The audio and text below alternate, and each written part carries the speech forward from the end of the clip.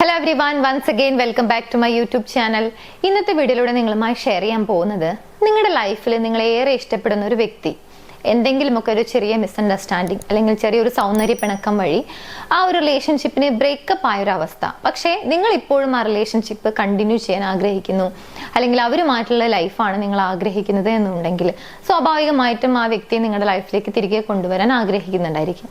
So അങ്ങനെയുള്ള ഒരു സാഹചര്യത്തിൽ നമ്മൾ എന്താണ് ചെയ്യേണ്ടത്? അതായത് ആത്മാർത്ഥമായിട്ട് ഇഷ്ടപ്പെടുന്ന ആളുകളാണെങ്കിൽ സ്വാഭാവികമായിട്ടും ഇങ്ങനെയുള്ള ഒരു ഫീലിംഗ് അല്ലെങ്കിൽ ഇങ്ങനെയുള്ള ഒരു അവസ്ഥയിലൂടെ പോകുന്നുണ്ടായിരിക്കും. അപ്പോൾ ഇങ്ങനെയുള്ള ഒരു സിറ്റുവേഷനെ നമ്മൾ എങ്ങനെയാണ് ഹാൻഡിൽ ചെയ്യേണ്ടത് എന്നുള്ളത് നോക്കാം. ഒന്നാമത്തെ കാര്യം, നമ്മൾ ഇഷ്ടപ്പെടുന്ന അല്ലെങ്കിൽ നമ്മൾ വളരെയധികം സ്നേഹിക്കുന്ന ഒരു വ്യക്തി നമ്മുടെ ലൈഫിൽ നിന്ന് പെട്ടെന്ന് അകന്നു പോകുന്ന സമയത്ത് നമുക്ക് പലപ്പോഴും നമ്മൾ മെന്റലി ഡൗൺ ആയി പോകും അല്ലെ, നമ്മുടെ ഫീലിങ്സ് ഒക്കെ കുറെ കൂടി ഡൗൺ ആയി നമ്മൾ ആകെ ഒരു സാഡ് മൂഡിലേക്കായിരിക്കും പോയിട്ടുണ്ടായിരിക്കാം.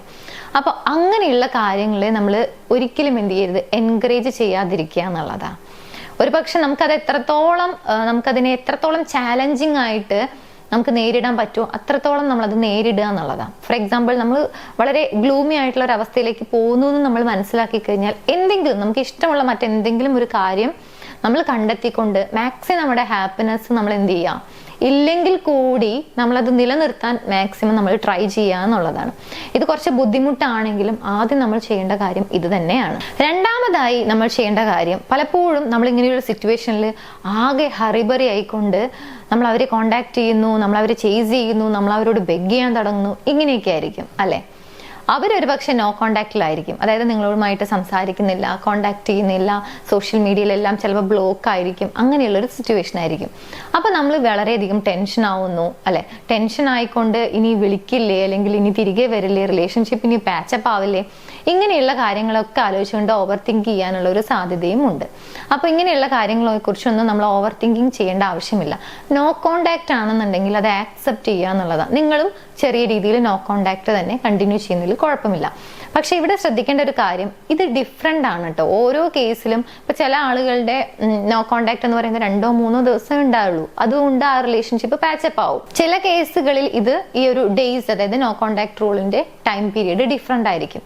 അത് ഓരോ കേസിലും ഡിഫറെന്റ് ആണ്. നമുക്കത് ഓരോ കേസുകൾ കേട്ട് കഴിഞ്ഞാൽ മാത്രമേ നമുക്കിത് പറയാൻ സാധിക്കുകയുള്ളൂ. കറക്റ്റ് ആയിട്ട് നോ കോണ്ടാക്ട് നമ്മൾ വർക്ക്ഔട്ട് ചെയ്തില്ല എന്നുണ്ടെങ്കിൽ റിലേഷൻഷിപ്പ് പാച്ചപ്പ് ആവാനും ബ്രേക്കപ്പ് ആവാനും സാധ്യതയുണ്ട്. അതും ഓപ്പൺ ആയിട്ട് പറയാം. അതുകൊണ്ട് തന്നെ നിങ്ങളുടെ റിലേഷൻഷിപ്പിൽ നിങ്ങൾ ഇങ്ങനെ എന്തെങ്കിലും ഒരു ഇഷ്യൂ ഫേസ് ചെയ്യുന്നുണ്ടെങ്കിൽ കോണ്ടാക്ട് റൂളിലാണ്, നോ കോണ്ടാക്ട് റൂളിലാണ് എന്നുണ്ടെങ്കിൽ അത് കറക്റ്റായിട്ട് നിങ്ങളുടെ കേസ് പഠിച്ചതിന് ശേഷം അല്ലെങ്കിൽ കേസ് അറിയുമ്പോഴാണ് നമുക്കത് സജസ്റ്റ് ചെയ്യാൻ പറ്റുള്ളൂ ഇത്ര ദിവസം എന്നുള്ളത്. സോ അങ്ങനെ എന്തെങ്കിലും ഇഷ്യൂസ് നേരിടുന്നുണ്ടെങ്കിൽ മുകളിൽ കാണുന്ന നമ്പറിൽ വിളിച്ചുകൊണ്ട് നിങ്ങളുടെ കേസ് കാര്യങ്ങൾ പറയുക. അപ്പോൾ കറക്റ്റായിട്ട് നിങ്ങൾ ഗൈഡ് ചെയ്യുന്നതാണ്. അപ്പോൾ നോ കോണ്ടാക്ട് റൂള് വർക്കിംഗ് ആണ് ആക്ച്വലി. അപ്പോൾ അത് ഓരോ കേസിലും ഡിഫറെന്റ് ആണ് എന്നുള്ളതാണ്. അപ്പൊ രണ്ടാമതായിട്ട് നമ്മൾ ചെയ്യേണ്ട കാര്യം ഇതാണ്. മൂന്നാമത്തെ കാര്യം, നോ കോണ്ടാക്ട് റൂള് നമ്മൾ നമ്മുടെ ലൈഫിൽ അപ്ലൈ ചെയ്ത് കഴിഞ്ഞാൽ, അതായത് ആ റിലേഷൻഷിപ്പ് കേസിൽ അപ്ലൈ ചെയ്ത് കഴിഞ്ഞാൽ നമ്മൾ ആ ഒരു സമയം ഡിപ്രസ്ഡ് ആവുകയല്ല വേണ്ടത്, മറിച്ച് നമ്മൾ നമ്മളിൽ തന്നെ ഇൻവെസ്റ്റ് ചെയ്യാൻ തുടങ്ങുക. സെൽഫ് ലവ്, സെൽഫ് കെയർ കൂടുതലായിട്ട് ചെയ്യാൻ തുടങ്ങുക. നമ്മളുടെ കാര്യങ്ങൾ കൂടുതലായിട്ട് കോൺസെൻട്രേറ്റ് ചെയ്യുക. നമുക്ക് സ്വയം പ്രൗഡ് ചെയ്യാൻ തോന്നുന്ന രീതിയിലുള്ള കാര്യങ്ങൾ ചെയ്യുക. നമ്മളെ കൂടുതലായിട്ട് ശ്രദ്ധിക്കാൻ തുടങ്ങുക, ലവ് ചെയ്യാൻ തുടങ്ങുക. അങ്ങനെയാവുന്ന സമയത്ത് നമ്മുടെ ആ ഒരു ലവ് എനർജി കട്ടാവില്ല. അതായത് നമുക്ക് മറ്റുള്ള ആളുകളുമായിട്ട് കമ്മ്യൂണിക്കേറ്റ് ചെയ്യാൻ പറ്റും, മറ്റുള്ള ആളുകളെയും സ്നേഹിക്കാൻ പറ്റും, അങ്ങനെയൊക്കെ ഉണ്ടായിരിക്കും. നേരെ മറിച്ച് നമ്മളൊരു ഡിപ്രസ്ഡ് ആയിട്ടുള്ള ഒരു സിറ്റുവേഷനിലേക്ക് അല്ലെങ്കിൽ വളരെ ഗ്ലൂമി ആയിട്ടുള്ള ഒരു സിറ്റുവേഷനിലേക്കാണ് പോകുന്നത് എന്നുണ്ടെങ്കിൽ നമ്മുടെ എനർജി എല്ലാം ലോസ് ആയ ഒരു അവസ്ഥയാണ്. മറ്റുള്ള ആളുകളെയും നമുക്ക് സ്നേഹിക്കാൻ പറ്റാത്ത ഒരു തോന്നൽ, അങ്ങനെ ഒരു മാനസികാവസ്ഥയിലേക്ക് പോകും. അതുകൊണ്ട് തന്നെ നോ കോണ്ടാക്ട് റൂൾ നിങ്ങളുടെ റിലേഷൻഷിപ്പ് ഇഷ്യൂവിൽ നിങ്ങൾ അപ്ലൈ ചെയ്തിട്ടുണ്ടെങ്കിൽ ആ സമയം നിങ്ങൾക്ക് വേണ്ടി നിങ്ങൾ ഉപയോഗിക്കുക. നിങ്ങളെ കുറെ കൂടി സ്നേഹിക്കാനും നിങ്ങളിലേക്ക് ഇൻവെസ്റ്റ് ചെയ്യാനും പുതിയ സ്കില്ലുകൾ പഠിക്കാനും. കുറച്ച് ബുദ്ധിമുട്ടാണ്, കാരണം നമ്മളിവിടെ ആക്ഷൻ എടുക്കേണ്ട കാര്യമാണ്. ബട്ട് എന്നാലും കറക്റ്റ് ആയിട്ടുള്ള ഗൈഡൻസ് നിങ്ങൾക്ക് അറിയുമെന്നുണ്ടെങ്കിൽ അല്ലെങ്കിൽ എന്താണ് ചെയ്യേണ്ടത് എന്നതിനെ കുറിച്ച് വ്യക്തമായ ധാരണയുണ്ടെങ്കിൽ ഇത് നിങ്ങൾക്ക് ചെയ്യാൻ സാധിക്കും. ഇനി നാലാമത്തെ കാര്യം, നമ്മൾ നോ കോണ്ടാക്ട് റൂൾ അപ്ലൈ ചെയ്തിട്ടുണ്ടെങ്കിൽ അതിനൊരു ഫുൾ സ്റ്റോപ്പ് ഇടേണ്ടതും അത്യാവശ്യമാണ്. അതുകൊണ്ട് തന്നെ ഇത് ഡിഫറെന്റ് ആണ്. ഞാൻ നേരത്തെ പറഞ്ഞത്, അതായത് ഓരോ ആളുകളുടെ കേസിലും നോ കോണ്ടാക്ട് റൂൾ വർക്കിംഗ് ആവുന്നത് ഡിഫറെന്റ് വേയിലൂടെയാണ്. എല്ലാ ആളുകളുടെ കേസിലും ഒരുപോലെ അല്ല ഇത് വർക്ക് ആവുന്നത്. സോ നിങ്ങളുടെ നോ കോണ്ടാക്ട് റൂൾ എങ്ങനെയുള്ളതാണോ അതിനനുസരിച്ചുള്ള ഒരു ഫുൾ സ്റ്റോപ്പും ഇടണം. അതായത് അവരോട് പിന്നീട് സംസാരിക്കാതിരിക്കുക, അവർ ഇങ്ങോട്ട് തിരിച്ചു വരട്ടെ എന്ന ആറ്റിറ്റ്യൂഡിലിരിക്കുക, ഇതൊന്നും അല്ല നോ കോണ്ടാക്ട് റൂള്. കറക്റ്റായിട്ട് നമ്മൾ ആ ഒരു നോ കോണ്ടാക്ട് റൂള് കറക്റ്റ് എപ്പോൾ തുടങ്ങുന്നോ അതിനനുസരിച്ചുള്ള ഒരു എൻഡും അതിനുണ്ടായിരിക്കും.